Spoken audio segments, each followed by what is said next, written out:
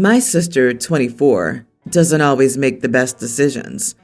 She can be somewhat impulsive and needs to do a better job of weighing long-term consequences versus immediate gratification. She and I, 22 male, butted heads a lot growing up and have a love-hate relationship with each other. We love each other, but neither of us will shy away from making fun of the other when we mess up. Last fall, my sister got engaged to her boyfriend, 25, of 3 years. They got matching tattoos of each other's names to celebrate their engagement on their necks, like right in the middle of their necks below their chin. I don't know how her boyfriend made it through that with his Adam's apple, so kudos to him. That alone got her some grief from both me and our parents. But whatever you want to do, it's your body and your life. This past weekend, my sister came to our parents' house and was visibly upset. Apparently, she and her fiance had a big fight, and he ended up breaking up with her. She asked my parents if she could move back in with them because her fiance kicked her out of his apartment. They obviously agreed, and we all supported her and told her we would be there for her. I currently live at home too, as I'm home from college for the summer. So for the first time in a few years, my sister and I are spending a lot of time at home together, which usually brings conflicts between us. She and I share a bathroom now, and I had forgotten how much time she spends in there. The only other bathroom is in my parents' master bedroom, but all my stuff is in our shared bathroom. The other day, I planned to get together with some friends and needed to get ready. My sister was in the bathroom and would not come out. I knocked politely and asked her when she'd be done, and she said a few minutes. That dragged into half an hour, and I asked again. Same answer. When it was nearly an hour, I pounded on the door and told her to get out so I could finish getting ready. When she opened the door, it was immediately apparent why she was taking so long. She was trying to cover up her neck tattoo with makeup and failing miserably. I immediately started laughing. I couldn't help it. This, of course, made her mad, but I couldn't stop. I cracked a few jokes about her needing to update her wardrobe to exclusively turtlenecks and scarves, or to find another guy with the same name, because unless she gets that thing lasered off, she's going to be looking at it in the mirror every day. She got angry with me and called me an idiot, so I stopped. She's still mad at me for kicking her while she's down and for not being more supportive, but anyone could have seen this coming, and it's my job as the younger brother to rib her a little bit about it. I know she feels heartbroken and sad already, but I'm just trying to bring a little normalcy and levity to the situation so that she can remember that life goes on. Am I the idiot for making fun of my sister? You are the idiot. You're a poor sister. I feel it's my job as the younger brother to rib her a little bit about it. You're 22 years old. Your job is to grow up and actively develop more mature and caring sensibilities. She knows what she did was stupid. Trust me. And you making jokes at her expense, on top of her losing her fiance and her home, is just plain cruel. Grow up and show some empathy. You're not teenagers anymore. I mean, if you're dumb enough to get that tattoo in the first place. The thing is, I remember jokes about tattooing your SO's name on your back in the 80s as if it was a stupid idea, so it's not like people should be surprised when it backfires. That being said, OP is the idiot because he's 22. The time of ripping your siblings and treating them like annoyances that live with you should be past. You should be treating them like adults. Yep, I cringed at tattooed each other's names before I even saw it was on the neck. Well, they were wise enough not to get it on the face. People can be dumb. It doesn't make them a bad person. There's makeup that's used specifically to cover tattoos, but it can be a little pricey. OP could try to make amends by offering to buy her some. That would be nice. I disagree. I have a hard time generating much sympathy for someone clueless enough to get a tattoo of a boyfriend's name on the front of their freaking neck. OP, you are not the idiot, and your turtleneck comment was on the spot. Why on earth would she get a tattoo there? I relate to this sibling roasting though. If anyone will roast me for my stupidity, it's my sister, and I'll give it back when applicable. There is a kid in my high school who got an article in the school newspaper published about him because he was homeless and managed to get into an Ivy League school. From what the article said, when he was 19, his parents had to leave the state, and he was left without a solid place to live, but lived with a couple of his friends' families throughout the year. He then wrote his college essay about homelessness and getting into an Ivy.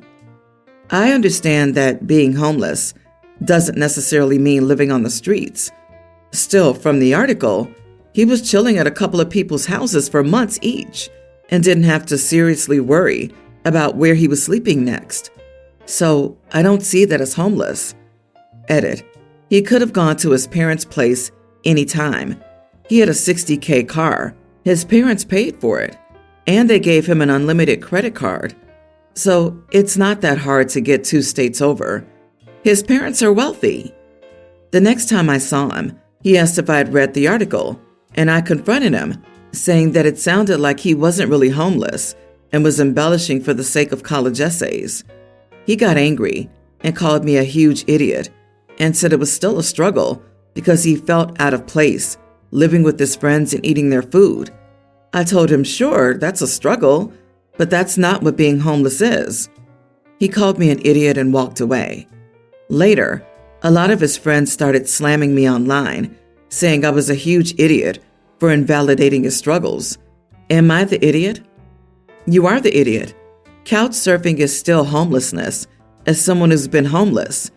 While he had a place to live and eat, he was pretty much at the mercy of the people who let him stay with them.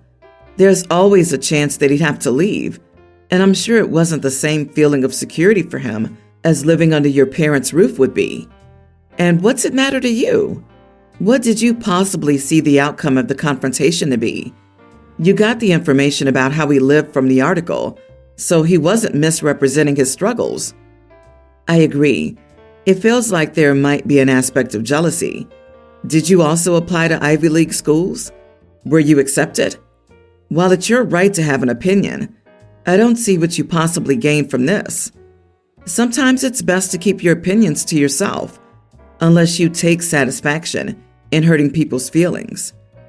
To find an OP's comments where he mentioned the kid had a car that his parents paid for and an unlimited credit card his parents paid for, this is 100% a rich kid manufacturing BS for sympathy from other rich people, and they'll all sneer from the deck of their future yacht at actual homeless people. This is truly disgusting levels of duplicity, and you should all feel not sorry for that kid. So what? Why is this bad? Rich people like rich people with fake sob stories. They do not like poor people. The kid in OP's story leveraged that fake sympathy rich people like to extend to kids that are not too poor, too uncouth, or too dirty to get into an Ivy League school. Meanwhile, actual high-achieving kids that are actually homeless would not get a fraction of the same regard. Kids facing broken homes or foster care, bouncing from one tenuous situation to another, wouldn't get the benefit of being homeless. This was 100% manufactured homelessness for college applications. I've been getting pretty burnt out from work, and I've noticed myself getting tired a lot quicker and having barely any energy. I needed a day to myself to just relax, watch Netflix, read, play video games, etc., and not leave the apartment. Last Saturday, I told my girlfriend that that's what I would be doing on Sunday, since we had no plans. When we woke up Sunday morning, my girlfriend asked if we could go out for the day. I refused and told her she knew what I had planned for today. She just said she needs it for her mental health because she's feeling quite low. Since we were both off work on Monday, I mentioned that we could go out on Monday. She refused and asked if I could make my plans on Monday. I told her no, because I made these plans first. She mentioned again that she needed it for her mental health, and I just asked, what about my mental health? I mentioned that she knew I had planned to relax because I was burnt out, so why is my mental health less important than hers? She said that that's not what she was saying, but that she needed to get out for the day. So I told her I wasn't stopping her from going anywhere. I pointed out that she could ask a friend to go or go on her own, but that I won't be going out today. She said I was being unfair to her because I knew she struggles with mental health issues, but I just repeated that her mental health doesn't automatically come before mine, and she knew about the plans I made. Am I the idiot for refusing to change my plans? Not the idiot.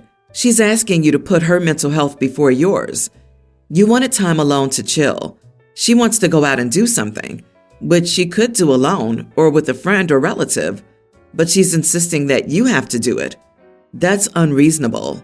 You both recharge in different ways, and she should respect that. And you offered to do it another day, so you're not the idiot. It seems almost deliberate how she insisted that she go out this specific day OP set aside for rest and tried to use her mental health as emotional leverage. The fact that she continued to push back is, I agree, worrying. I think OP should keep an eye out for this pattern going forward. Yep, you're not her emotional support animal. You have your own needs. I completely get that level of burnout and need to decompress. I need those days and tell my wife 2 or 3 days in advance that I need this day to unwind. She's happy to be lazy sometimes. If not, she'll go see some friends or family or get her nails done. You don't have to do everything together all the time. She'll invite me or ask if I'd like to do something, but there is zero expectation. And more, she's just seeing if I changed my mind, which sometimes I do. Look after your health and well-being, OP, and encourage your partner to do the same. While me and my husband are childless and don't want any kids of our own, we love to spend time with our nieces and nephews. This includes my brother's tween son, Alan, young grammar school daughter, Ava, and my sister's tween daughter, Kelly. Last spring, we planned a weekend trip with the kids to a beach town about an hour away. We did this to spend time with them and confirm if they'd be ready for longer overnight trips, and we'd also be within driving distance of home if any of them needed to go home early. My husband and I expected that Ava may have had difficulty being away from her parents overnight since she was young, but both she and Alan were well behaved the whole trip. However, Kelly misbehaved for the entire beach trip. Friday, pick up from their parents' houses around 5 and got to the beach town around 7. During the car ride, Kelly was being an instigator and kept trying to start a fight with Alan.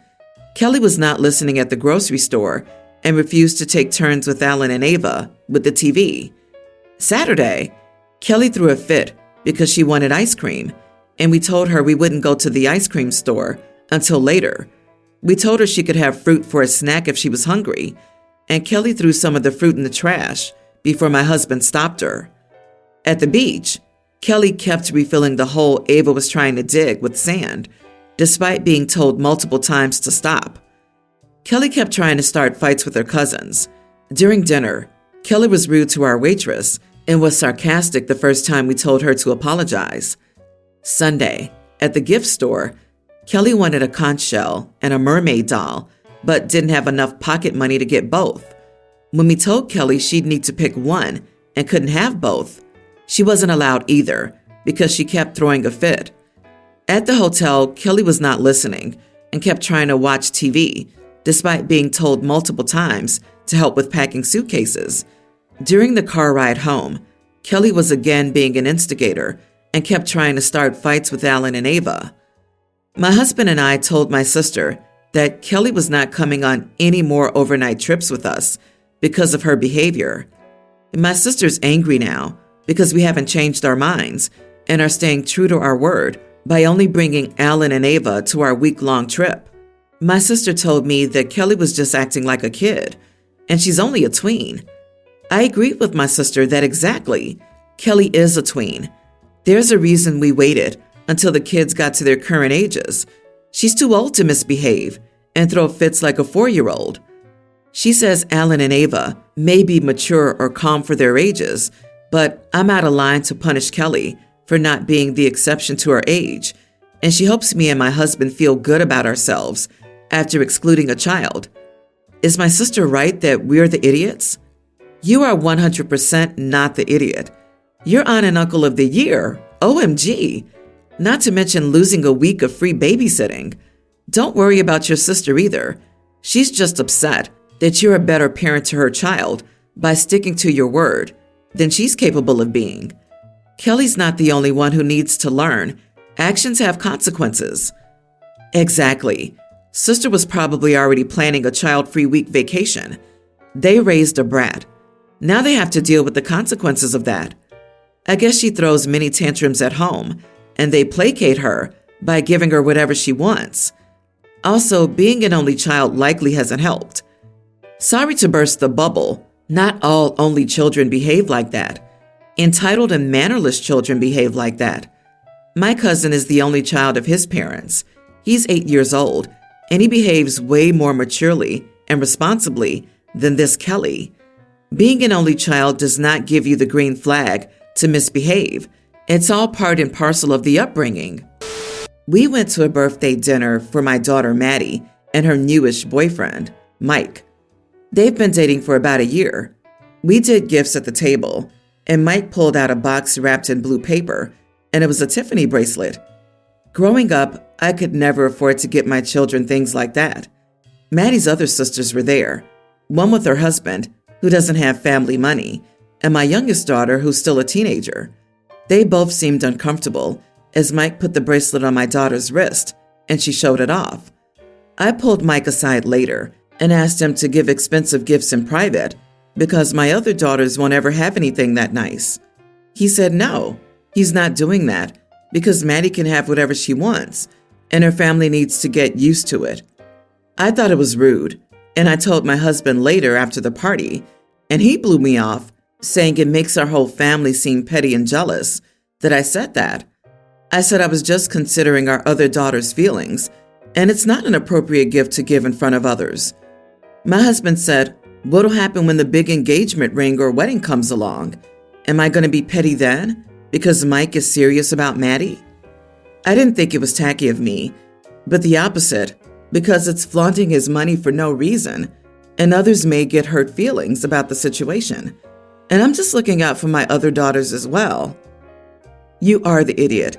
It's not flaunting money for no reason. The reason is it was her birthday, and she got a gift. What weird world do you live in where everyone is equal? Every group of siblings who are adults has someone who makes more money. That's life. And what a weird statement. Your other daughters will never have anything nice? Finances change. People have nice things, even if they aren't wealthy. Do you think your other daughters felt uncomfortable because of the bracelet and it showed? Then you should have taught them in time to be happy for someone else getting a gift and to praise it, whether it's ugly or something you'd like to have yourself. This is basic politeness. If you need a selfish reason to be happy about your daughters, maybe her future husband, to have one wealthy child or sibling can be a very good thing. Who knows if maybe you have access to a beach house one time?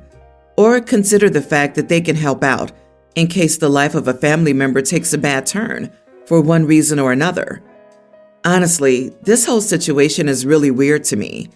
A year-long relationship isn't newish. You sound jealous of your daughter's good fortune. Maddie and her boyfriend shouldn't have to hide their lifestyle. This is how you drive people away. Glad I'm not the only one who thinks a year is not newish. It makes me wonder if she genuinely thinks a year is newish or is trying to minimize the relationship to justify her reaction. For now, she says her other daughters looked uncomfortable and just assumed it was because they were jealous. Your husband is correct. You're taking your feelings of inadequacy and projecting them onto your daughter. A healthy parent wants the best for their child and hopes they find someone who treats them like gold. Why don't you want that for her? You're being jealous and petty. What are you going to do next? Go to the kid's school and demand that the other students aren't allowed to wear designer labels you can't afford for your kids? You're absolutely ridiculous.